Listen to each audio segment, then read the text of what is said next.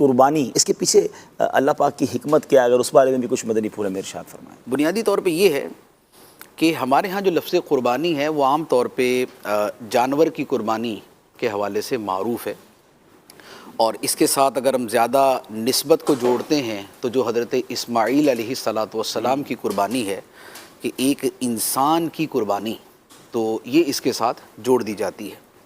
ورنہ اگر اس کو تھوڑا سا اس کو بیک گراؤنڈ کے اعتبار سے دیکھیں تو قربانی جو ہے وہ جیسے جانور کی ہے، اسی طرح انسان کی ہے اس کے اعتبار سے، اسی طرح مال کی ہے اس کے اعتبار سے، اسی طرح جذبات و خواہشات کی ہے اس کے اعتبار سے۔ واہ واہ واہ۔ تو یوں جو قربانی کا دائرہ ہے وہ بہت وسیع ہو جاتا ہے، اور اس کے پیچھے جو ہمارے دین کی بنیاد ہے وہ کیا ہے؟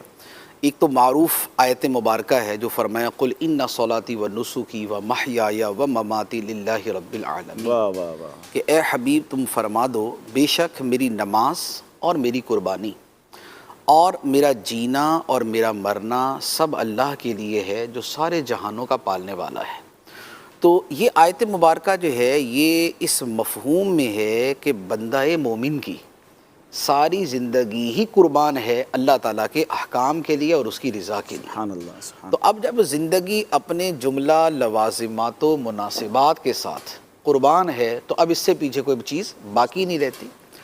دوسری بات ایک اور آیت مبارکہ ہے اور وہ بڑی خوبصورت ہے، اس میں اسی مفہوم کو کچھ زیادہ واضح کیا گیا ہے۔ وہ یہ ہے کہ قرآن پاک میں ہے اللہ تعالیٰ ارشاد فرماتا ہے ان اللہ اشتری من المؤمنین انفسهم واموالهم بان لهم الجنہ، واہ۔ بے شک اللہ نے مومنوں سے ان کی جانیں اور ان کے مال خرید لیے اس بدلے میں کہ ان کے لیے جنت ہے۔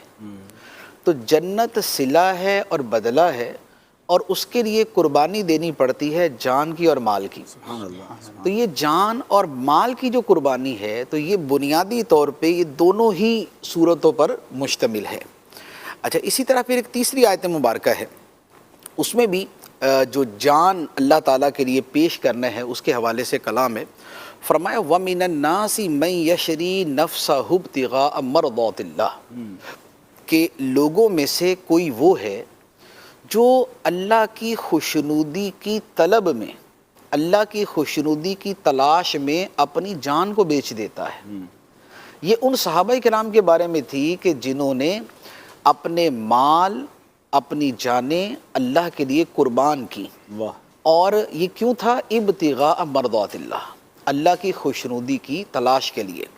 تو سب سے بنیادی چیز ہے خدا کو راضی کرنا، ٹھیک ہے۔ جو اصل الاصول ہے، جو تمام عبادتوں کی بنیاد ہے، جو تمام ریاضتوں کی بنیاد ہے، جو تمام مجاہدوں کا مقصد ہے، جو تمام قربانیوں کی حکمت ہے، وہ اللہ تعالیٰ کی رضا ہے۔ سبحان اللہ۔ اب وہ رضا جان کی قربانی کی صورت میں ہو، وہ مال کی قربانی کی صورت میں ہو، یا وہ کسی اور عبادت کی صورت میں ہو۔